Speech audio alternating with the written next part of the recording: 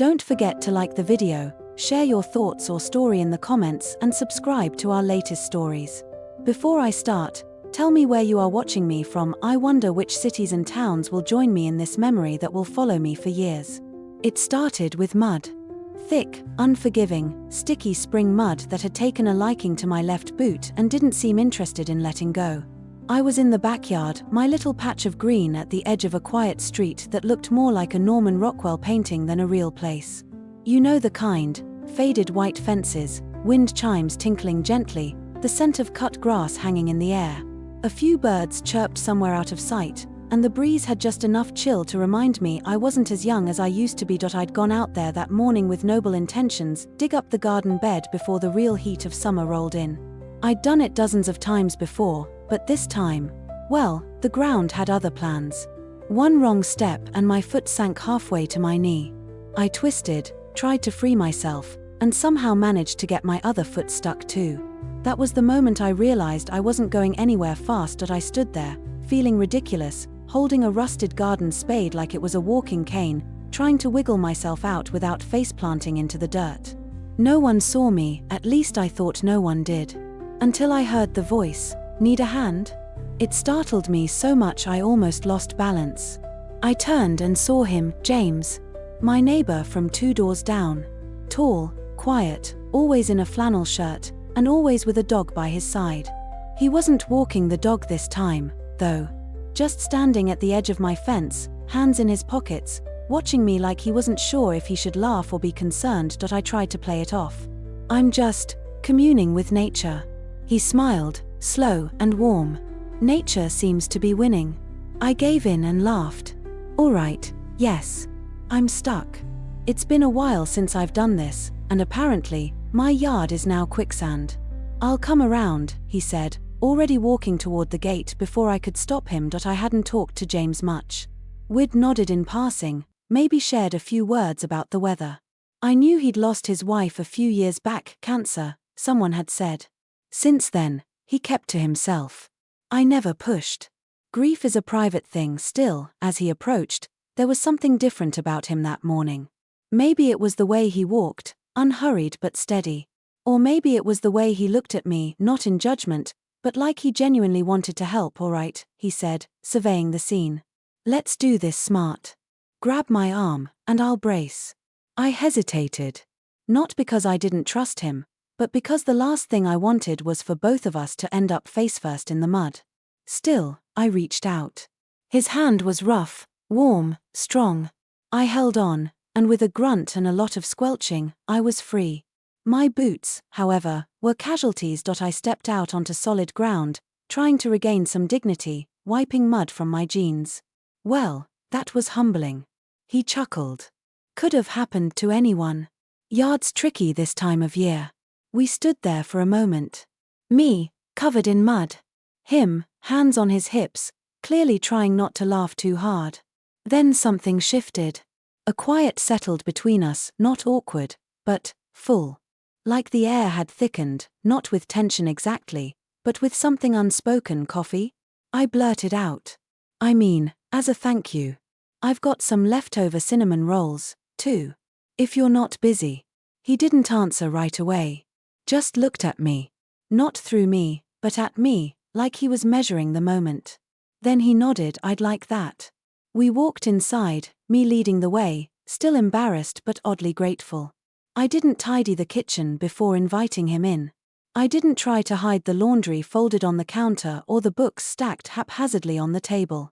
He didn't seem to notice, or maybe he did, and he didn't care. I poured the coffee, warmed the cinnamon rolls, and we sat at the table by the window. The light streamed in golden through the curtains, and for the first time in a long while, I felt seen. Not in a flashy, surface way, but in a real, quiet, grounding way. He told me a little about himself, how he used to be a high school shop teacher before retiring early. How he missed teaching but not the paperwork. How he still talked to his daughter every Sunday. I told him about my work-from-home bookkeeping job, my failed attempts at sourdough baking during lockdown, the dog I'd lost the year before. We laughed more than I expected. There was a gentleness in his voice, but a firmness too. He wasn't trying to impress. He was just present. At one point, He looked out the window at the backyard and said, "That garden, what are you planting?" "Tomatoes. Peppers. Maybe some zucchini if I can keep the squirrels out." He smiled again. "Need help?" It wasn't the question that got me, it was how easily he asked it. No pressure. Just a neighbor, offering a hand. But something in me shifted. I'd been alone for a long time. Not lonely, necessarily, but separate. Like I'd built a life just for myself, without any expectation that someone else might want to be part of it. I didn't answer right away. Just looked at him, the way he looked at me earlier, measuring something invisible between us. "Sure," I said softly. "I'd like that." He didn't stay much longer after that. Just long enough to finish his coffee and promise to bring over a trowel that he swore was better than mine. And as he walked back across the yard, I watched him go, heart unexpectedly light. It had started with mud. But it felt like something else had been unearthed too, something I didn't know I'd buried, something I wasn't sure I was ready for, but maybe I could be. The next morning, I found a small brown paper bag hanging from my gate. Inside was a well-worn garden trowel, the wooden handle smooth with years of use. There was a note folded around it, "Told you this one's better. Be careful with the zucchini, they take over." James, I smiled in spite of myself. The handwriting was blocky, the kind that came from a man used to writing on chalkboards. I turned the trowel over in my hands, its weight comforting, somehow familiar. There was something unexpectedly tender about the gesture. No grand declarations, just a quiet offering of help. Of presence. I tucked the note into a kitchen drawer. I wasn't sure why, but something about it made me want to keep it. The garden slowly came back to life over the next few days. I'd work for a few hours in the early light, scraping out weeds, loosening the soil, fighting with roots that didn't want to budge. And every now and then, James would show up, not in a way that felt like checking in, but more like drifting in. Sometimes he brought a thermos of coffee and 2 mismatched mugs. Other times it was just a quiet hello over the fence, followed by him grabbing a shovel and jumping in without asking. There was no big conversation about it. It just became our rhythm. We didn't talk about our pasts much. Not yet. Instead, we talked about plants, tools, the way the neighbor's cat had claimed my front porch like royalty. I learned he liked classic cars, that he'd rebuilt a '68 Mustang in his garage and still tinkered with it on weekends. He learned I'd once tried to renovate a bathroom by myself and nearly flooded the house. I still have a slight mistrust of plumbing, I admitted one afternoon as we stood side by side, pulling out a stubborn patch of crabgrass. He chuckled. "That makes 2 of us." There was a comfort in it, like a warm quilt thrown over cold shoulders. No pressure, no urgency, just the slow, quiet blooming of something I hadn't realized I was missing. One day, it rained. A steady, soaking kind of rain that drummed on the windows and turned the backyard into a puddled mess. I stood at the kitchen sink, watching the garden beds fill with water. All that work, sitting under a grey sky, waiting. Then there was a knock at the door. James stood there in a rain jacket, his hair damp, holding 2 takeout containers and wearing that same calm look he always had. "Figured you wouldn't be cooking today," he said, lifting the containers. "Hope you like chicken and dumplings." I stepped aside without a word, letting him in. The smell hit me first, warm, rich, nostalgic. The kind of food that reminded you of someone's grandma. "You didn't have to do this," I said as I grabbed plates, didn't want the dumplings to go to waste. We sat at the table again, like we had that first morning, the rain a soft backdrop behind our words. We talked longer this time. About small things. Music we used to love. Favorite diners along old highways. A book I'd never finished. A trip he never took. At one point, I asked him, "Do you miss it? The noise of a full house?" His eyes lingered on the rain outside before answering. "Sometimes. But quiet has its own rhythm, too." I nodded. I understood. I'd built my own quiet over the years. After the divorce, after the job changes, after the endless to-do lists that never seemed to go anywhere. I had made peace with solitude, worn it like a second skin. But now, with him sitting across from me, I realized that peace wasn't the same thing as joy. He left not long after. Just a short visit. But it stayed with me. The way he'd shown up.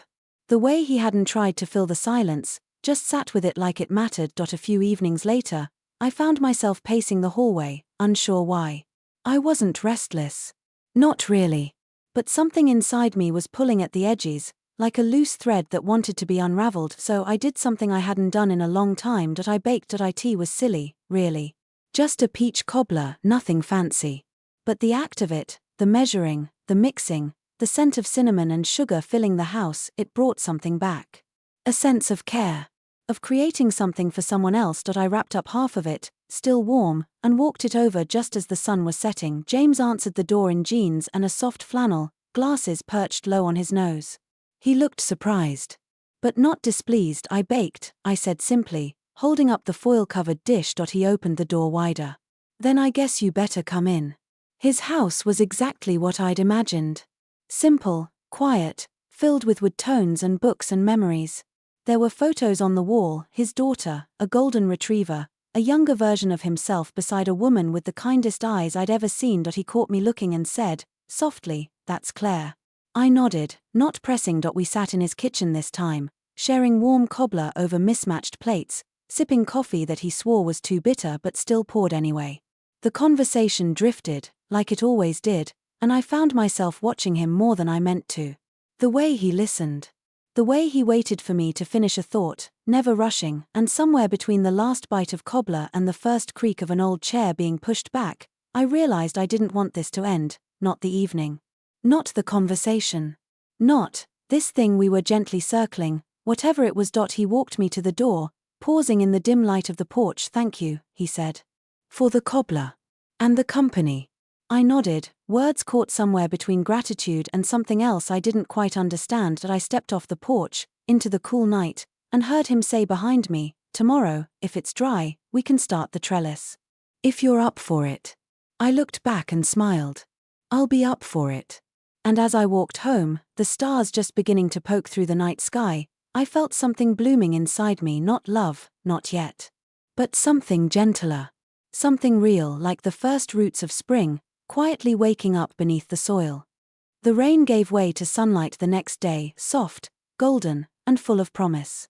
You know, the kind that streams in through lace curtains and makes the dust dance? That kind of light.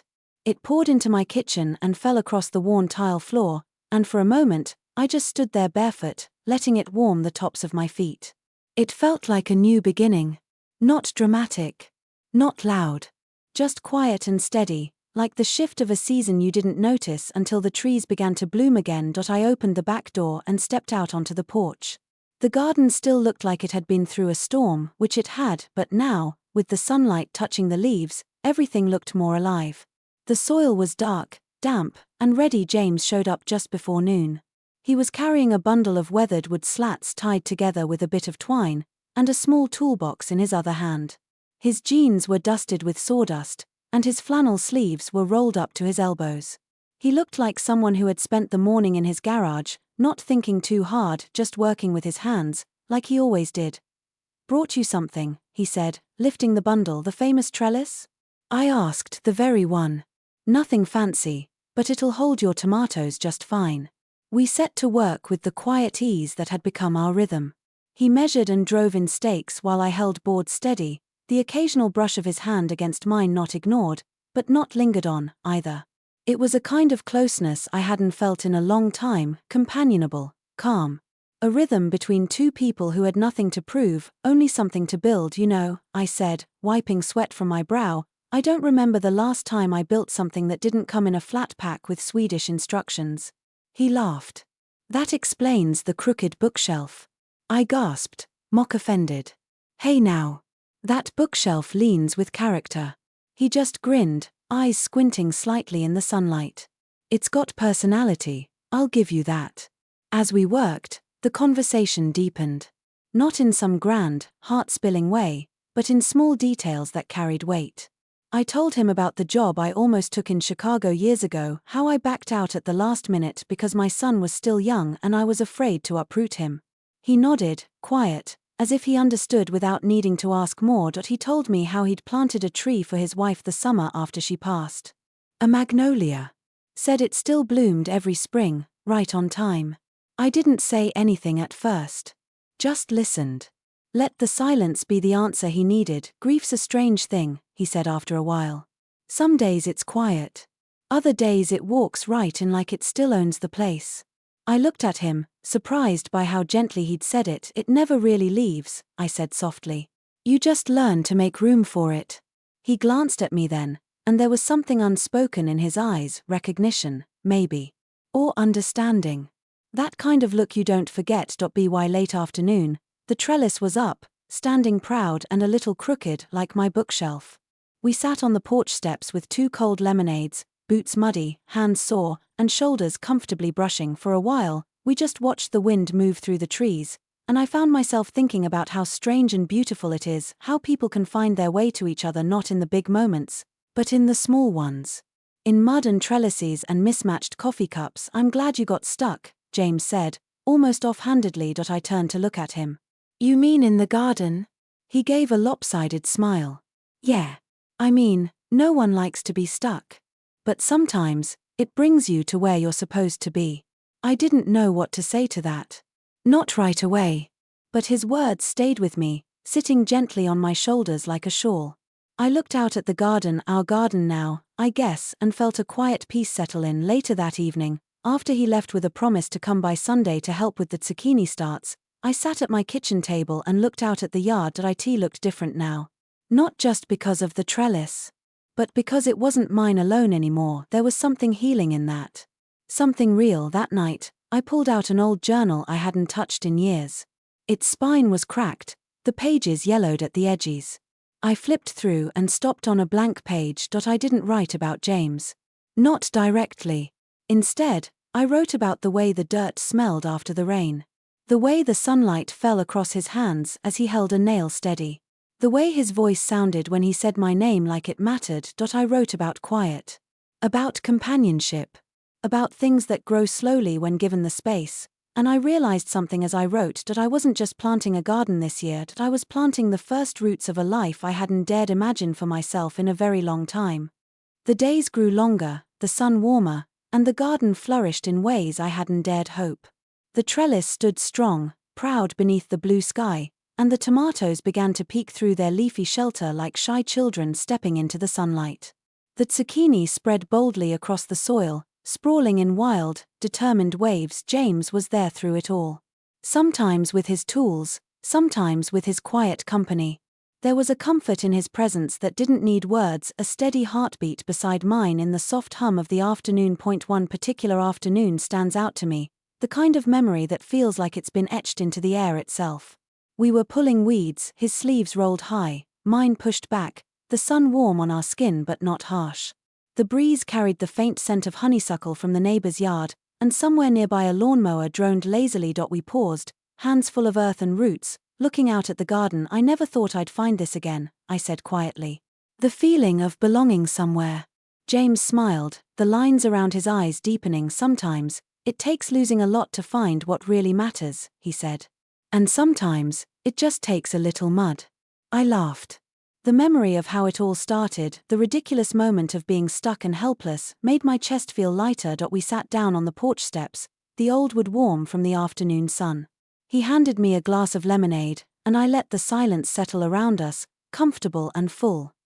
Do you ever think about what comes next? I asked after a while, the question floating between us like a delicate thread. He looked out toward the horizon, thoughtful. I do, he admitted. But I don't rush it.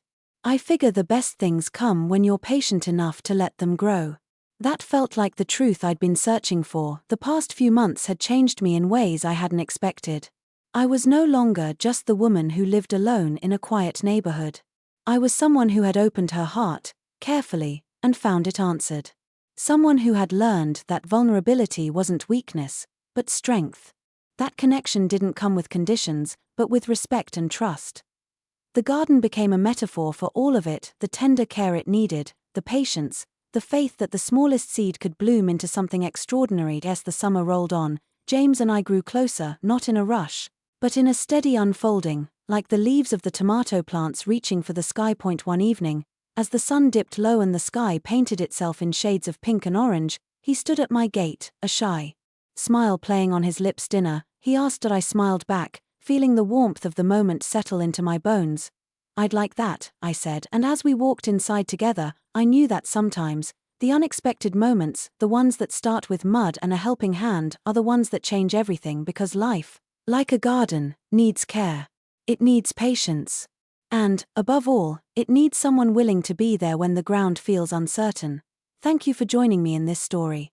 If it touched you, don't forget to like, share your thoughts or your own stories in the comments, and subscribe for more memories that might just become part of your own. Wherever you are watching from, I hope this little journey reminds you that it's never too late to find connection, to grow, and to bloom.